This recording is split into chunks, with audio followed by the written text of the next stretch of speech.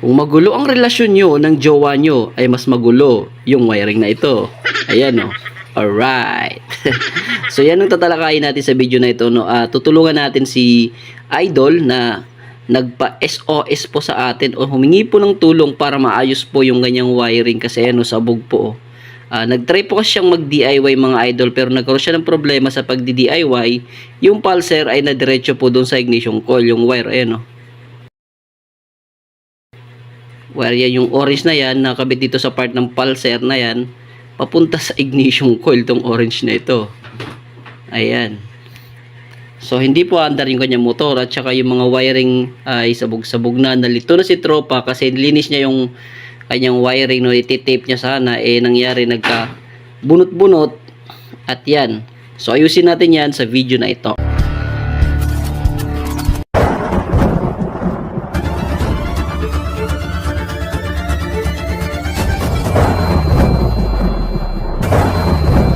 So yun, umpisahan agad natin to mga idol, no. Unang-unang gagawin natin dito ay maglalagay po tayo ng ground, no, sa body or sa ating makina. Hanapin natin sa wire na ito ni sir kung saan yung ground, no. Dito na lang po tayo maglalagay ng ground sa part na ito kasi dito ko nakita na dito rin siya naglagay ng ground dati.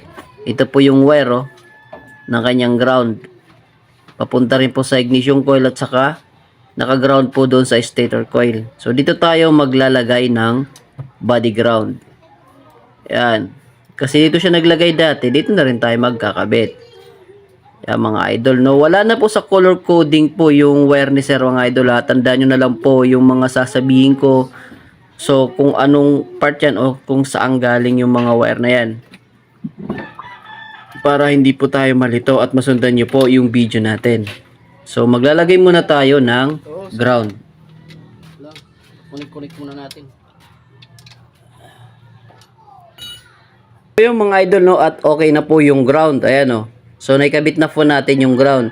Ngayon naman, check natin yung kanyang light coil at saka charge coil. Kung goods ba, kung may grounded ba, kung ito ba ay naka half wave o naka full wave. So ayan, itong dalawang to, yung white at saka yung yellow, tetest natin yan. So unang pag-check natin yung pag-check po sa half wave. Yung isang wire na galing stator, ipitan natin yan gamit ang test light. Then, magbabody ground po tayo. So, ganito po. Panoorin nyo po. Yan, i-kickstart natin yan, mga idol. Tapos, ito po yung wire na galing stator, yung inipitan ko ng clip. Tapos, sa body. Yun. Ayun, umilaw. So, naka half wave, mga idol. Pero, check pa rin natin, baka grounded yun. Kasi, pag grounded, iilaw din yun. Yun. So, itong isa naman, ganun din gagawin natin sa light coil, umilaw. Then, ito, pag-verify natin kung may ground o wala. Pag umilaw to, ibig sabihin may problema. Pero pag hindi, good siya mga idol. Wala. Yun, wala. So, wala mga idol. Ibig sabihin, naka-halfway po yung stator na ito. At goods po yung wiring dito, walang ground. Alright. So, ngayon, mag-check na po tayo, no? Mag-start na po tayo mag-wiring. Mag-umpisa tayo dito sa kanyang CDI. Kaya sabi ko kanina, yung CDI na gamit ni sir ay wave 125. Ito po mga idol, wave 125. So, dito sa side na ito mga idol, ito, yung green na yan, doon po yung ground. At di kakabit natin yan sa ground. Yung kabilang side naman, doon po yung accessories wire or yung ating positive. Alright, so ikabit muna natin ito, no, para may subukan natin at medyo malinis naman natin yung wiring ni sir kasi napakagulo talaga. Ayan. So dito sa kinabit nating ground or body ground kanina, doon po tayo magsiseries po ng ating ground. Hanap na lang po tayo ng pwede pagkabitan ng ground.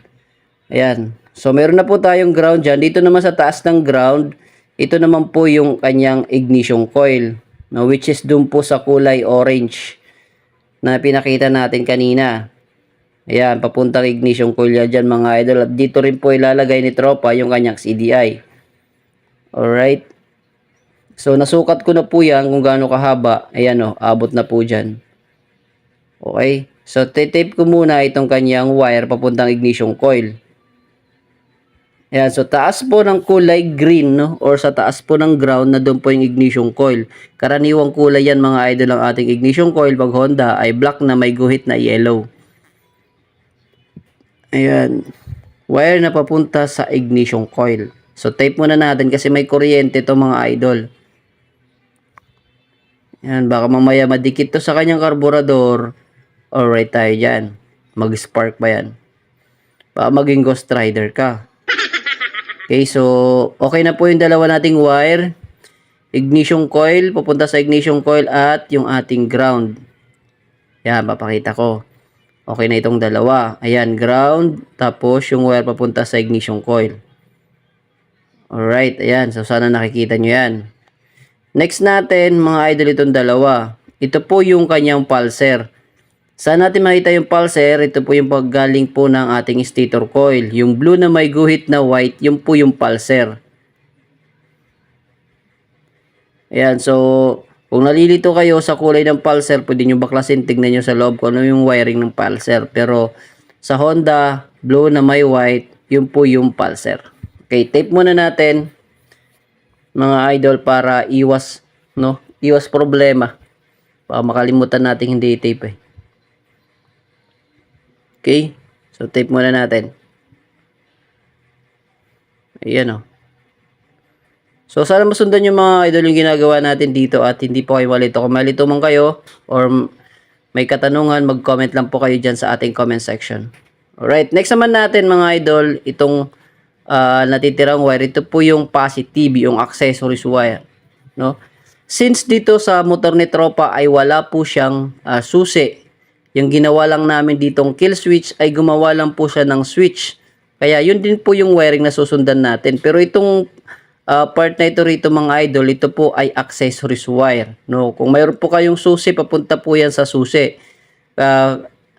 Sa Honda, yung accessories wire ay kulay black mga idol.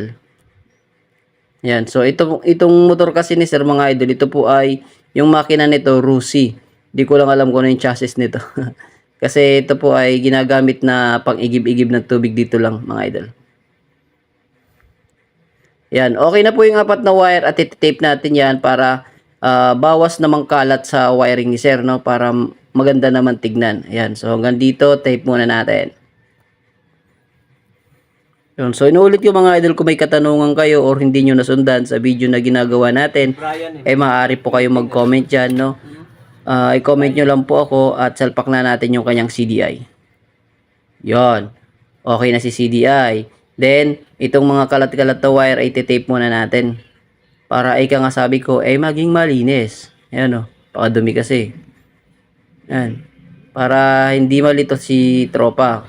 Kung saan yung mga ititape pa niyang part na walang tape. Kasi baka mamaya, baklasin ni Sir or ni Idol. Ayan, so mas maganda kung naka-organize na. So, dito naman po sa part ng kanyang stator, kukunin natin dun yung kulay white at saka yellow kasi yun po yung papunta sa ating regulator. Ayan. So napapansin nyo may tatlo na akong wire dyan. Yung isang wire dyan ay papunta po sa battery or papunta po yan sa susian natin, yung kulay red, yung positive. Yung wire na nilagay ko dyan ay black, no? Mapapansin nyo may dalawa akong black dyan. Yung isang matabang black, yan po ay positive. At yung ito, hinawakan ko, positive yan. Tapos yung isa naman ay negative. No? Yun po yung naging palatandaan ko. So, inuulit ko, sa inyong regulator, dapat po, nandun po yung kulay red, yung positive, yung kulay na green or ground, kung Honda man, mga idolong inuwi na wiring natin. Tapos yung ating light coil at charge coil, papunta po yan sa regulator. Bali, apat po yung wire na yan. Nulit ko, positive, light coil, charge coil, at saka yung ground. Papunta po yan sa regulator. Ayan, so i-tape muna natin ito para bawas kalat naman, gaya ng sabi ko. Ayan, para mas madali nating makita kung saan yung mga wire na hindi na ginagamit, no? Or hindi nalagyan ng tape. So, tape muna natin. So, inuulit yung mga idol. Kung medyo naguluhan kayo sa ginawa natin dito, mag-comment lang po kayo. Kasi ito nga po ay hindi na po naka-color code mga idol. Yan, DIY na lang po kasi yung harness na ito at talagang sundan nyo na lang po yung mga pwestuhan na sinasabi natin sa video. Alright, so ito na po yung natitirang wire na apat na papunta po ng ating regulator mga idol. Ayan. Yung light coil, charge coil, positive at saka yung negative. So ito po yung dati niyang regulator. Ayan. So nakikita nyo sa ating regulator ay may kalungkutan na to, may problema na to. Kaya tinanggal ni sir at dito sila naglagay ng switch at yun din po yung susundan nating wiring mamaya. Okay, so lumipat kami dito sa shop kasi wala po siyang regulator sa kanila at dito tayo magpapatuloy. Kasi may mga regulator po tayo ditong mga pwede pang magamit. Yun nga, wala pong budget ngayon si Tropa kaya ipapahiram lang muna natin sa kanya yung mga regulator natin dito na pwede pang magamit. Alright. So ito po yung kanyang regulator mga idol. Tignan nyo na wala na talaga. Nag-shutdown na yung kanyang regulator kaya papalitan natin to kasi di ayaw na maglabas ng kuryente. Ito yung ipapalit natin. Ito po ay pang Hauju 125 na regulator. Goods pa to mga idol. Ayan. So mapapansin nyo lang dito 5 wire tapos 3 po yung charge coil. Ayan, yung 3 na to. Pero yung gagamitin natin 2 lang. Ayan, binalatan ko na. Tapos yung isa hindi natin yung gagamitin. Reserva na lang. Ayan. So dito po sa part na ito ng kulay black ng ating na ginagawa ko rito ay doon po natin nilalagay po yung light coil at charge coil sa 2 block na nabanggit ko kanina ng ating regulator. Inuulit ko, pang Hauju po yan mga idol. Kung Hauju po yung gamit nyo, ganyan na ganyan yung makikita nyong wire. At inuulit ko, gagana lang po yung pang Hauju sa naka half wave na stator coil. No? Pag naka full wave yan ay sobra-sobra po yung kuryente na ilalabas niyan mga idol. So, inuulit ko, no? Half wave, maganda yung connection na sa Hauju. Pero kung gagamit po tayo na naka full wave yung stator ay hindi po siya gagana ng maayos. Magpo-full charge, mag high voltage. Okay? Then yung kulay black nga pala dyan, black na may guhit na white, yung po yung ground ni kinabit ko kanina. Kaya mapansin nyo, 3 na po yung wire na nakabit. Okay, check muna natin. Ayan o, umilaw. So itong black na may guhit na red, yung po yung positive, dito natin ito ilalagay para mapasukan po ng positive yung battery.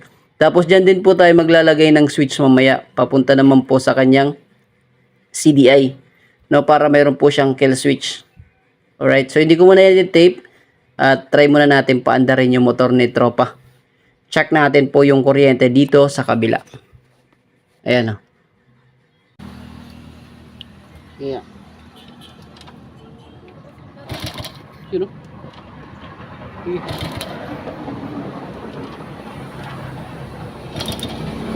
Kalakas.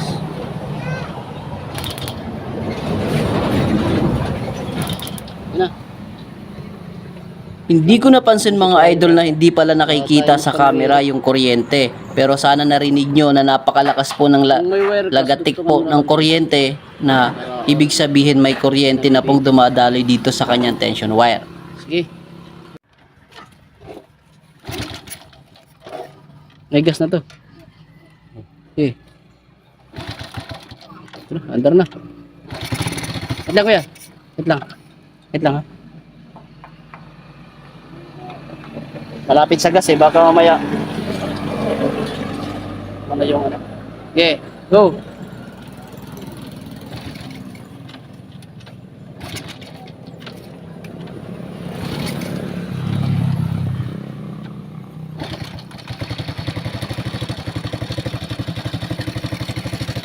Gusto mo?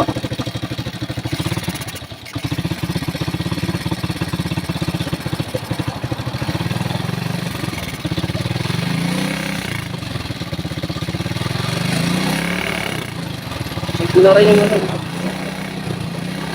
spark plug mo, baka linisan mo na ba yung spark plug mo ba? Mausok. Ha?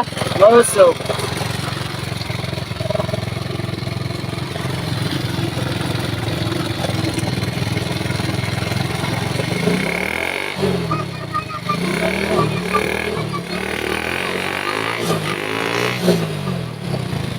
Isunog! Patay ang lamok! May revolution!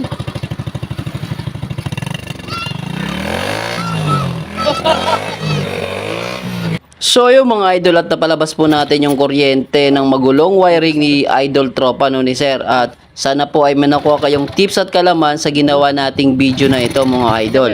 Ayan po, sa may mga katanungan, mag-comment lang po dyan sa atin comment section at sasagutin po natin yan.